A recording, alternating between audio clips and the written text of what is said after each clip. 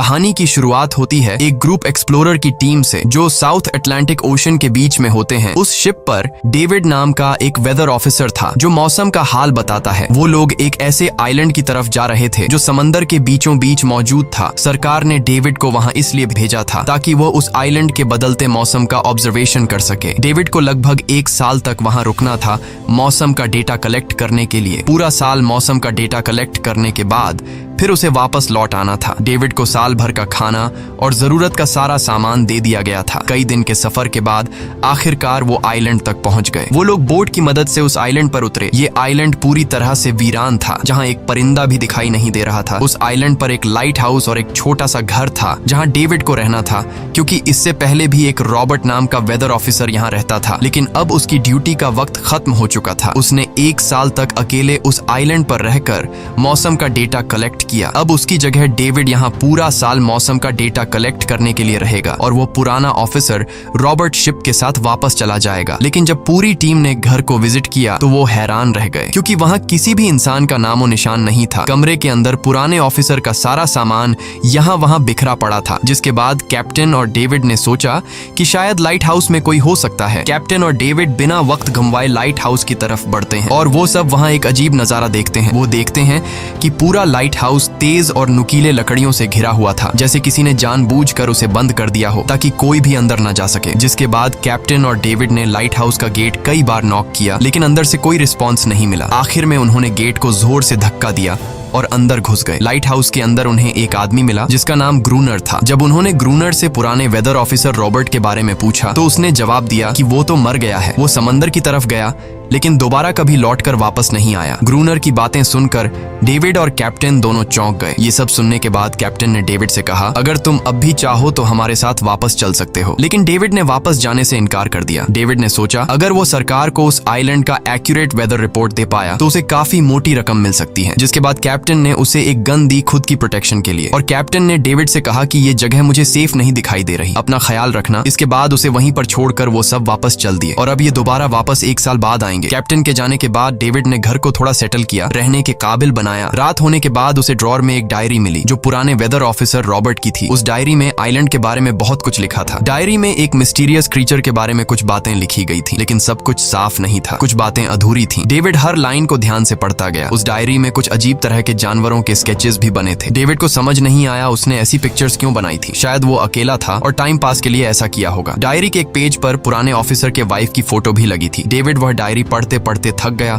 और धीरे धीरे उसकी आंख लग गई। अगली सुबह डेविड ने मौसम का डेटा कलेक्ट करना शुरू कर दिया, लेकिन समंदर के पास पहुंचते ही उसके कदम रुक गए। उसने देखा कि चट्टानों के बीच कुछ पत्थर अजीब तरीके से सजाए गए हैं और उनके बीच शेल्स रखे थे अजीब से पैटर्न में। डेविड ने सोचा शायद ये सब ग्रूनर ने किया है। वो ये सोचकर दोबारा अपने काम में लग गया। काम के दौरान जब उसने दूरबीन से लाइट हाउस की तरफ देखा तो उसे ग्रूनर के साथ एक और इंसान भी दिखाई दिया, लेकिन पलक झपकते ही वो गायब हो गया। डेविड ने दोबारा उसे देखने की कोशिश की, लेकिन फिर उसे लगा कि ये उसका वहम है। रात को डेविड अपने काम में बिजी था, तभी दरवाजे पर नॉक हुआ। उसे लगा कि शायद ये ग्रूनर है। डेविड ने उसका नाम पुकारा, लेकिन कोई जवाब नहीं मिला। हाथ में लैंप लेकर जैसे ही डेविड दरवाजे की तरफ बढ़ा तो उसके कानों में कुछ अजीब सी आवाजें गूंजने लगीं जो किसी इंसान की बिल्कुल भी नहीं थी।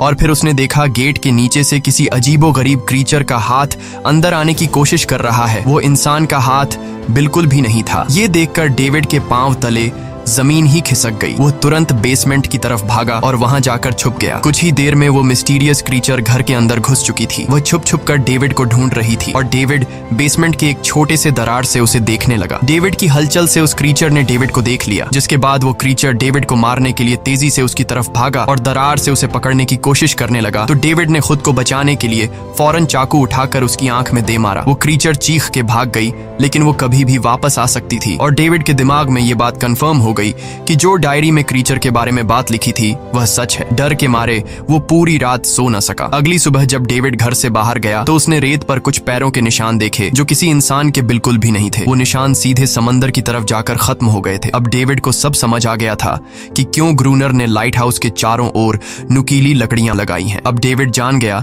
कि अगर मैं इस घर में रहूंगा तो वो क्रीचर मुझे कभी भी मार सकते हैं। डर के मारे डेविड लाइट हाउस की तरफ दौड़ता है और ग्रूनर को चिल्लाकर कहता है, गेट गेट खोलो, मुझे अंदर आना है। लेकिन ग्रूनर उसे अंदर नहीं आने देता और कहता है तुझे शिप के साथ लौट जाना चाहिए था। डेविड निराश होकर वापस लौटता है क्योंकि क्रोनर उसे लाइट हाउस के करीब भी नहीं देखना चाहता था। वो उसके ऊपर पानी गिराकर उसे दूर जाने को कहता है। अब उसे खुद ही कुछ करना होगा। उसने घर की हर एक विंडो को लकड़ी से बंद कर दिया, चारों तरफ नुकीली लकड़ियों से घेरा बनाया और गेट के बाहर पुराने कागज और किताबें रखी। फिर उन पर तेल छिड़क दिया ताकि अगर वो क्रीचर वापस आए तो उसे आग से डराकर भगाया जा सके। लेकिन एक बात थी जो डेविड अब तक नहीं जानता था और ये बात उसे आज रात पता चलने वाली थी। खुशकिस्मती से उसे घर के अंदर एक पुराना बॉक्स मिला। उस बॉक्स में एक गन थी और बहुत सारी बुलेट्स। ये देखकर उसे जिंदा रहने की थोड़ी सी उम्मीद मिली। जैसे जैसे सूरज ढलने लगा, डेविड के दिल में डर बढ़ने लगा। कुछ ही देर में चारों तरफ रात का अंधेरा छा गया। डेविड गन हाथ में लिए घर के एक कोने में चुपचाप बैठा था। उसकी दिल की धड़कनें तेज थीं। तभी एक अजीब आवाज सुनाई दी और जब डेविड ने खिड़की से छुपकर समंदर की तरफ देखा तो जैसे उसके पैरों के नीचे से जमीन ही खिसक गई। उसने देखा कि सिर्फ एक नहीं बल्कि पानी में से कई सारी वही अजीबोगरीब क्रीचर्स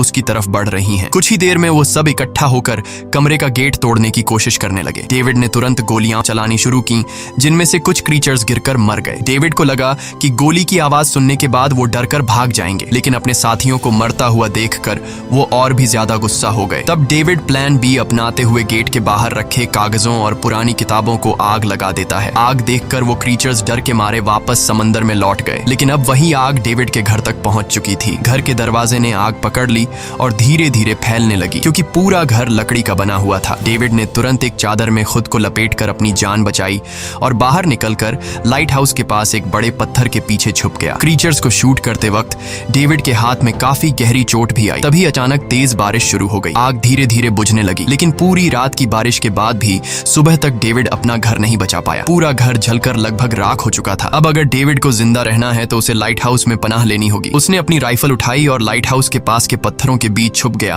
और इंतजार करने लगा कि कब ग्रूनर पानी भरने आएगा। जब ग्रूनर पानी भरने के लिए लाइट हाउस से बाहर निकला तो डेविड उसके पीछे पीछे चल दिया, लेकिन तभी अचानक एक अजीब सा क्रीचर जो ग्रूनर के पास ही था उसने डेविड पर हमला कर दिया। लेकिन किसी तरह करके डेविड ने उसे काबू कर लिया। वह क्रीचर ग्रूनर का रक्षक था। जब वह उसे शूट करने वाला था तो ग्रूनर ने तुरंत डेविड को रोका और कहा, रुक जाओ, ये मेरा पालतू है। डेविड ने गोली नहीं चलाई और मौके का फायदा उठाते हुए उसने ग्रूनर के साथ एक शर्त रखी, अगर इस क्रीचर को जिंदा रखना है तो मुझे लाइट हाउस में रहने दिया जाए, नहीं तो मैं इसे मार दूंगा। जिसके बाद ग्रूनर ने हाँ कर दी क्योंकि डेविड के पास ढेर सारा खाना और गन पाउडर था। शाम होने से पहले दोनों बचा हुआ खाना लेकर लाइट हाउस लौट आए और वो दोनों आराम से सो गए। अगली सुबह वो क्रीचर चुपचाप डेविड का हाथ चाट रहा था। जब डेविड नींद से जागा तो उसने देखा कि इस क्रीचर के चाटने की वजह से उसका हाथ पूरी तरह से ठीक हो चुका है। ये सब देखकर डेविड हैरान हुआ। डेविड अब क्रोनर से इस क्रीचर के बारे में और जानना चाहता था और फिर ये सब दुनिया के सामने लाना चाहता था क्योंकि ये किसी जादू से कम नहीं था। डेविड ने सोचा,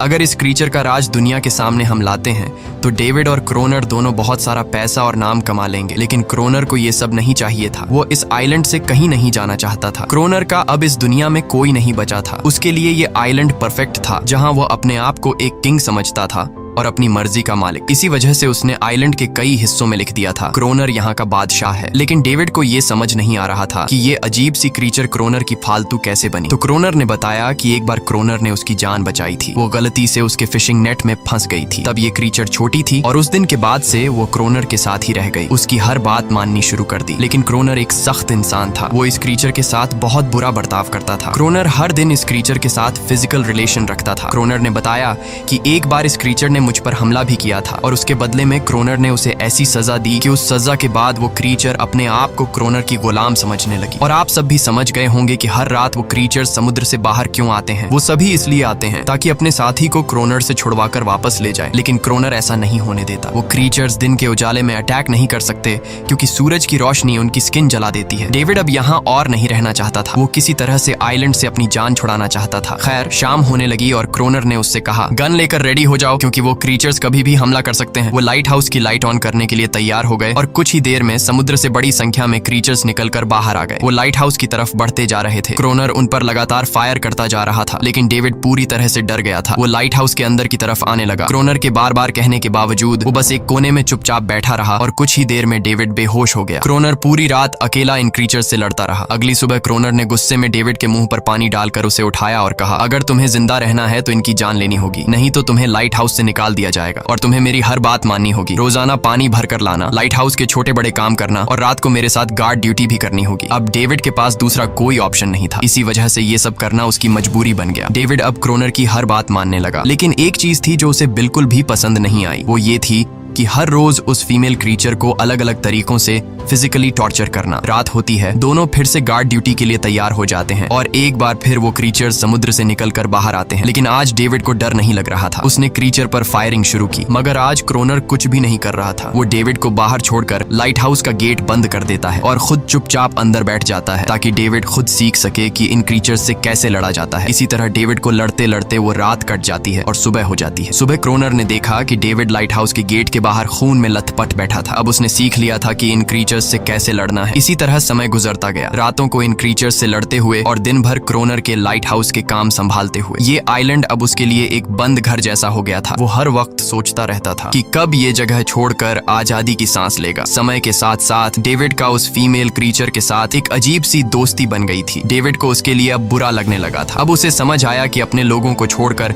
अकेला रहना कितना मुश्किल होता है। शायद वो क्रीचर भी कुछ ऐसा ही महसूस करती थी। डेविड ने उस क्रीचर को एक नाम भी दिया, अनारियस। इसी तरह से दिन गुजरते गए और फिर एक दिन उन्होंने देखा कि इन क्रीचर्स के अटैक्स धीरे धीरे कम हो रहे हैं। डेविड सोचता है शायद सर्दियों में वो कहीं और चले जाते हैं या फिर शायद उन्हें समझ आ गया था कि इन दोनों से लड़कर कुछ हासिल नहीं होगा। लेकिन क्रोनर ने उससे कहा कि ऐसा बिल्कुल नहीं है, वो फिर से अटैक करेंगे। अब वो अपनी संख्या बढ़ा रहे हैं। कुछ और दिन ऐसे ही गुजर गए। एक रात डिनर के बाद क्रोनर और डेविड ने टाइम पास के लिए चेस खेलना शुरू किया, लेकिन यहीं पर क्रोनर से एक बड़ी गलती हो गई। वो दोनों खेल में इतने उलझ गए कि लाइट हाउस की लाइट्स ऑन करना ही भूल गए। अंधेरे का फायदा उठाकर क्रीचर्स ने उन पर अटैक कर दिया। डेविड ने देखा कि क्रीचर्स की संख्या इतनी ज्यादा थी कि दो लोग मिलकर भी ज्यादा देर तक नहीं लड़ सकते थे और इस बार उनके पास कोई प्लानिंग भी नहीं थी। गन्स की बुलेट्स भी ऑलमोस्ट खत्म हो चुकी थी। किसी तरह बचते बचाते वो लाइट हाउस के टॉप तक पहुंच गए, लेकिन इस बीच क्रोनर के पैर में गहरी चोट आ गई। वो क्रीचर्स आज उन पर भारी पड़ गए थे। दोनों को लगा कि आज उनकी मौत पक्की है, लेकिन खुशकिस्मती से सुबह हो गई। जैसे ही सूरज धीरे धीरे उभरता है,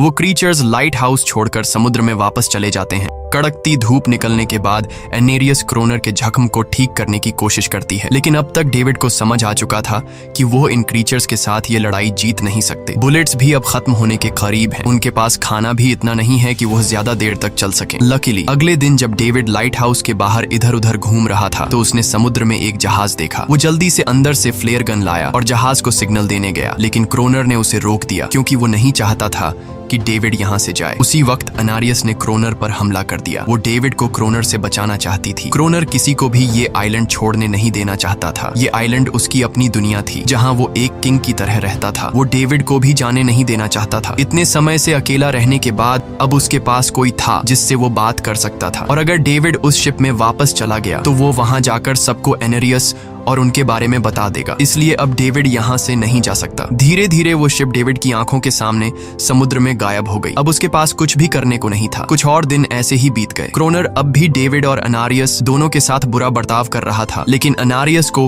वो खास तौर पर मारता था, जो डेविड को बिल्कुल पसंद नहीं था। एक दिन डेविड ने अनारियस को एक छोटी टॉय बोट गिफ्ट में दी जो उसने किसी मछली की हड्डी से बनाई थी। लेकिन जब अनारियस ने उस बोट को देखा तो वो डेविड को आइलैंड के एक ऐसे कोने में ले गई जहाँ सचमुच एक असली बोट रखी थी। जब डेविड ने इस बोट के बारे में क्रोनर से पूछा तो उसने कहा हाँ, उसे पहले से पता था कि आइलैंड के इस हिस्से में एक बोट है। क्रोनर कहता है कि कुछ लोग इस आइलैंड तक बोट के जरिए अपनी जान बचाने आए थे, लेकिन सुबह होने से पहले उनमें से कोई भी जिंदा नहीं बचा। सबको इन क्रीचर्स ने मार दिया। वो सब शिप में गोला बारूद ले जा रहे थे, लेकिन समुद्र में आए तूफान की वजह से उनका शिप इसी आइलैंड के पास डूब गया। ये सब सुनते ही डेविड के दिमाग में एक आइडिया आया। उनके पास एक डाइविंग सूट जैसा कुछ था। डेविड ने कहा कि अगर हम दोनों में से कोई उस सूट को पहनकर समुद्र के उस हिस्से में जाए जहां वो शिप डूबी थी, तो हो सकता है उन्हें कुछ बुलेट्स या डायनामाइट मिल जाए जिससे इन क्रीचर्स से लड़ना आसान हो जाए। लेकिन क्रोनर ने इस बात को मानने से इनकार कर दिया, पर डेविड अपनी जान को खतरे में डालकर ये काम करने को तैयार था। कुछ और दिन ऐसे ही गुजर गए। डेविड और अनारियस के बीच एक गहरा कनेक्शन बन गया। डेविड डेविड उसे पसंद करने लगा था। इन दोनों को रोमांस करते हुए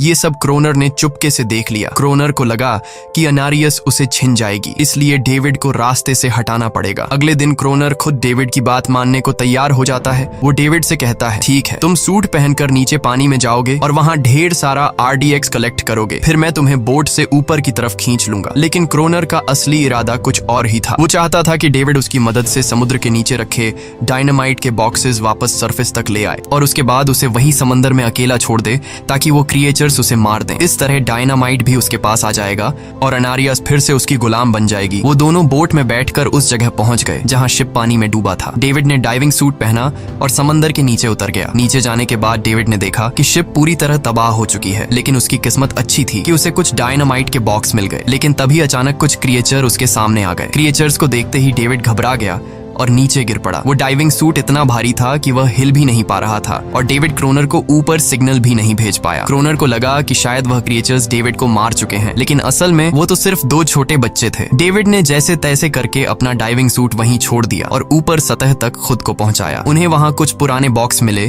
जिनमें डायनामाइट था। इसके बाद यह दोनों काम पर लग गए। उन्होंने लाइट हाउस के आसपास 2 लेयर्स में डायनामाइट बिछा दिया ताकि जब अगला हमला हो तो वे मॉन्स्टर्स को एक ही बार में खत्म कर सकें। कुछ महीने बीत गए और बर्फबारी का मौसम आया, लेकिन एक बार फिर वो क्रिएचर्स गायब हो गए। अचानक से अटैक बंद हो चुके थे, जैसे क्रिएचर्स को खबर मिल गई हो कि उनके लिए जाल बिछाया गया है, इसीलिए अब वो अटैक नहीं कर रहे थे। क्रोनर को लगा कि शायद अनारियस ने उन क्रिएचर्स को खबरदार कर दिया है, जिसकी वजह से वो अनारियस पर जुल्म करने लगा, लेकिन डेविड ने उसे रोक लिया। आखिर में दोनों ने मिलकर एक नया प्लान बनाया, लाइट हाउस का मेन गेट खुला छोड़ने का, ताकि जैसे ही वो क्रिएचर्स पास आए डायनामाइट से उन सबको उड़ा दिया जाए। डेविड ने चालाकी से काम लेते हुए अनारियस को लाइट हाउस के टॉप पर चीखने को कहा। एनरिस की आवाज सुनते ही सभी क्रिएचर्स गुस्से से भड़क उठे। क्रिएचर्स ने जब देखा कि लाइट हाउस का मेन गेट खुला हुआ है तो उन्हें लगा कि यह अच्छा मौका है अनारियस को छुड़ाने का, लेकिन असल में यह उनके लिए एक चाल थी। कुछ ही देर में वह क्रिएचर समंदर से बाहर निकलने लगे। वे सीधे मेन गेट की तरफ बढ़े और अंदर घुसते ही डेविड पर हमला कर दिया। डेविड भी हिम्मत दिखाता है और क्रिएचर से जान छुड़ा लेता है। जैसे ही वे सभी क्रिएचर लाइट हाउस के पास पहुंच जाते हैं तो क्रोनर डायनामाइट का लीवर दबा देता है, लेकिन ब्लास्ट नहीं होता। असल में डेविड ने उसका कनेक्शन खोल दिया था और क्रोनर उसे दोबारा लगाना भूल गया था। डेविड तुरंत ऊपर भागता है और डायनामाइट का वायर जोड़ना शुरू करता है। तब तक वो क्रिएचर्स लाइट हाउस पर चढ़ने की कोशिश कर रहे होते हैं, जिन्हें सिर्फ अकेला क्रोनर रोकता है। जैसे ही कनेक्शन पूरा होता है डेविड पहला लेयर उड़ा देता है, जिससे कई क्रिएचर्स ब्लास्ट में खत्म हो जाते हैं, लेकिन अभी भी काफी मॉन्स्टर्स लाइट हाउस पर हमला करने के लिए तैयार होते हैं। इस वजह से क्रोनर दूसरा लेयर भी ब्लास्ट कर देता है। दोनों उस जोरदार धमाके में बेहोश हो जाते हैं। अगली सुबह जब दोनों होश में आए तो उन्होंने देखा कि एनरियस वहां नहीं थी। ब्लास्ट में चारों तरफ मरे हुए क्रिएचर्स पड़े थे। क्रोनर उन सबको मार रहा था जो जख्मी हालत में जिंदा बचे थे। तभी डेविड की नजर उनमें से एक के गले में लटके एक नेकलेस पर पड़ी। उस क्रिएचर को तड़पता हुआ देखकर डेविड को उस पर तरस आ जाता है और उसे अपनी गलती का एहसास हो जाता है। जिन क्रिएचर्स को वह अब तक खूंखार समझते आए थे वो भी इंसानों की तरह थे, सिर्फ बोल नहीं सकते थे। लेकिन क्रोनर के लिए यह सब बेकार बातें थी। उस दिन के बाद वह क्रिएचर्स फिर कभी अटैक नहीं कर पाए, लेकिन हर दिन समंदर के किनारे से रोने की आवाजें आती थीं। डेविड को अब तक नहीं पता था कि उन्होंने कितना बड़ा नुकसान कर दिया था, कितनी फैमिली टूट गई, कितने बच्चों ने अपने लोग खो दिए, सिर्फ एक गलतफहमी की वजह से। अगले दिन डेविड ने समंदर में उन क्रिएचर्स के कुछ छोटे छोटे बच्चों को देखा, वो सब जिन्होंने अपने परिवार खो दिए थे। डेविड ने पत्थरों का एक गोल सर्कल बनाया और उसके बीच में वह छोटी टॉय बोट रख दी ताकि एनरिस उसे देखकर वापस लौट आए। डेविड ने कई घंटे इंतजार किया, लेकिन एनरिस कभी वापस नहीं आई। सुबह नींद से जागने के बाद डेविड ने देखा कि क्रोनर सो रहा है। क्रोनर के पास कुछ पुरानी चीजें रखी थीं, उनमें एक पुरानी तस्वीर भी थी और जैसे ही डेविड ने उस तस्वीर को देखा वह हैरान रह गया। वह लड़की जिसका फोटो उसने पहले दिन पुराने ऑफिसर रॉबर्ट की डायरी में देखा था वह कोई और नहीं बल्कि क्रोनर की पत्नी थी और फोटो में क्रोनर उसके साथ खड़ा था। असल में 1 साल पहले आए वेदर ऑफिसर रॉबर्ट मरा नहीं, बल्कि उसने अपनी पहचान बदल दी थी, यानी क्रोनर ही वेदर ऑफिसर रॉबर्ट है, बस उसने अपना नाम बदल लिया था क्योंकि अब वह कभी इस आइलैंड को छोड़ना नहीं चाहता था। ये सब देखकर डेविड ने भी यह उम्मीद छोड़ दी कि वह कभी इस आइलैंड से जा पाएगा। अगले दिन शाम को जब डेविड समंदर के किनारे गया उसने देखा कि उस सर्कल में रखी छोटी बोट अब वहां नहीं थी, लेकिन उसी जगह पर उसने एक क्रीचर का छोटा सा बच्चा देखा जिसके हाथों में वह बोट थी। डेविड ने अपने हाथ में जलती हुई लकड़ी को उस सर्कल के बीच में फेंक दिया ताकि वह दिखा सके कि उसका इरादा लड़ने का नहीं है और उसे किसी को खतरा महसूस न हो। वह उनके साथ दोस्ती करना चाहता था। कुछ ही देर बाद समंदर की लहरों से एनारिस निकलती है और उसके पीछे पूरा क्रीचर्स का ग्रुप भी समंदर से बाहर आता है, लेकिन इस बार परिवार कोई भी डेविड पर अटैक नहीं करता, क्योंकि वे भी अब शांति चाहते हैं। उनका इरादा सिर्फ एक सुरक्षित जगह पाने का था अपने बच्चों के लिए। लेकिन तभी वहां क्रोनर हाथ में बंदूक लिए पहुंच जाता है। क्रोनर को लगता है कि अगर शांति हो गई तो उसे सबसे ऊपर होने का एहसास कैसे होगा। डेविड उसे समझाने की कोशिश करता है कि ये क्रीचर्स लड़ना नहीं चाहते, ये शांति चाहते हैं। लेकिन क्रोनर किसी की नहीं सुनता। वो एनेरियस से चिल्लाकर कहता है, अंदर चली जाओ। लेकिन ये पहली बार था कि एनेरियस ने उसकी बात नहीं मानी, क्योंकि अब वह उसकी नौकरानी नहीं थी। यह देखकर क्रोनर को लगता है कि अब इस आइलैंड पर उसकी बादशाहत नहीं रही। क्रोनर खुद को अंदर से कमजोर महसूस करने लगता है, क्योंकि अब कोई भी उसका हुक्म नहीं मान रहा था। गुस्से में उसने लाइट हाउस की तरफ कदम बढ़ाए। डेविड को लगा शायद क्रोनर को अब समझ आ गया होगा कि हर एक जानवर आजादी चाहता है, कोई भी किसी का गुलाम बनकर नहीं जीना चाहता। लेकिन क्रोनर के सर से बादशाहत का भूत कहां उतरने वाला था। जैसे ही वह लाइट हाउस पहुंचा, उसने सिग्नल गन से एक फ्लेयर छोड़ी, जो सीधा जाकर एक क्रीचर के बच्चे से टकरा गई। उस बच्चे की तुरंत मौत हो गई। सभी क्रीचर्स डर के मारे भाग गए और एनेरियस ने भी डेविड पर अपना पूरा भरोसा खो दिया। गुस्से से पागल डेविड तुरंत लाइट हाउस की तरफ भागता है क्रोनर को सबक सिखाने। डेविड उससे लड़ने लगता है, क्यों किया तूने ये सब? ये लोग तो बस शांति चाहते थे। लेकिन क्रोनर इतना हिंसक हो चुका था कि उसने डेविड को मारने का फैसला कर लिया। वह हाथ में लोहे का रॉड लेकर जैसे ही डेविड पर वार करने जा रहा था, डेविड ने उसे उसके असली नाम से पुकारा और कहा, रुक जाओ रॉबर्ट, तुम खूनी नहीं हो। ये सुनकर क्रोनर एकदम रुक गया। असल में रॉबर्ट ऐसा इंसान कभी था ही नहीं। इस आइलैंड पर आने के बाद अकेले रहने की वजह से उसकी मेंटल हेल्थ बिगड़ चुकी थी। अकेलापन, अपनी पत्नी की मौत और गहरा डिप्रेशन, इन सब ने उसे ऐसा बना दिया था। वह असल में कोई किलर नहीं था, वह एक अच्छा इंसान था। क्रोनर को एहसास हुआ कि ये क्रीचर्स कभी लड़ना नहीं चाहते थे, वे बस शांति चाहते थे। क्रोनर ने उन्हें सिर्फ इसलिए मारा ताकि वह खुद को पावरफुल दिखा सके। और अब क्रोनर को अपनी गलती का एहसास हो चुका था, इसीलिए उसने खुद को उन क्रीचर्स के सामने सरेंडर कर दिया और कुछ ही पलों में उन्होंने उसे मार दिया। डेविड लाइट हाउस के अंदर खुद को लॉक कर लेता है। समय ऐसे ही बीतता चला जाता है और 1 साल बाद आइलैंड पर एक गवर्नमेंट अफसर आता है, साथ में एक नया वेदर ऑफिसर भी होता है। अब नए गवर्नमेंट अफसर ने इस आइलैंड पर वेदर मॉनिटर की ड्यूटी करनी थी। जब कैप्टन पिछले अफसर के बारे में डेविड से पूछता है तो डेविड भी वही बात करता है कि वह पानी की तरफ गया था लेकिन कभी वापस नहीं आया। और वेदर ऑफिसर को भी लगता है कि डेविड ही क्रोनर है। डेविड ने भी उनकी इस गलतफहमी को ठीक नहीं किया। वह चुपचाप बालकनी पर गया और खड़ा हो गया बिना कुछ कहे, क्योंकि अब वह भी इस आइलैंड को छोड़ना नहीं चाहता था, बिल्कुल क्रोनर की तरह। इसी दौरान एनेरिस भी अपने परिवार के साथ खुश थी। अब उन्हें किसी क्रोनर जैसे आदमी का डर नहीं था। अब वे आइलैंड पर भी और समंदर में भी आजादी से जी सकते थे। इसी के साथ कहानी खत्म हो जाती है। अगर वीडियो आपको अच्छी लगी हो तो हमारे चैनल को जरूर सब्सक्राइब कीजिए।